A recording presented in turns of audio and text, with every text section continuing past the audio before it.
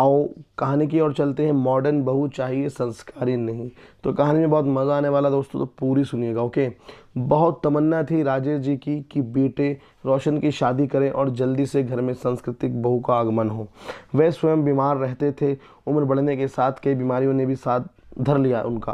पत्नी और एक छोटी बेटी थी। बेटा मेडिकल स्टोर चला रहा था। काफ़ी खोजबीन के बाद मिर्ज़ापुर की एक लड़की उनको पसंद आई।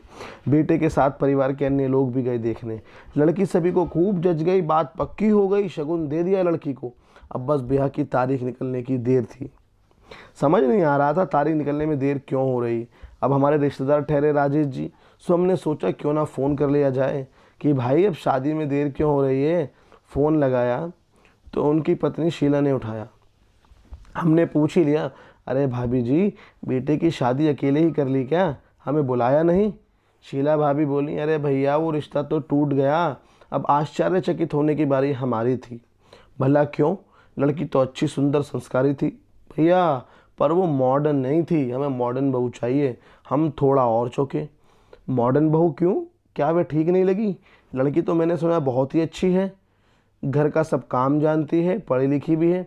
अरे भैया पर मॉडर्न नहीं है ना, वह थोड़ा नाराज़गी से बोली। उसके परिवार वालों ने हमें पहले बताया नहीं। हमें तो फर्राटेदार अंग्रेज़ी बोलने वाली, मॉडर्न कपड़े पहनने वाली, जिसे मेकअप भी अच्छा करना आता हो और साथ में जो कार चलाना भी जानती हो, ऐसी लड़की चाहिए। कि आपने उसके घर वालों से इन सब बातों का पता पहले नहीं किया? और आप पता कर लीजिए, कहीं ये सब तो उसे आता हो और घर का काम ना आए, बड़ों की इज्जत ना करे तब। तो देखिए भैया, मेरी लड़कियां सब बड़े शहरों में भी आई हैं, सो सब मॉडर्न है। अब बहू छोटी जगह की आए और रूढ़िवादी परिवार की तो हमें नहीं जचती ये बात। आप बताओ गलत कही क्या मैंने?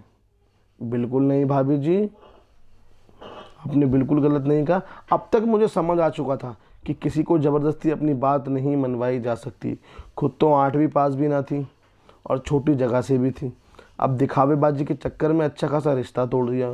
कुछ लोगों को समझाया नहीं जा सकता, पर जो बात मेरे समझ में नहीं आई वह ये थी कि मॉडर्न बहू के मायने क्या हैं।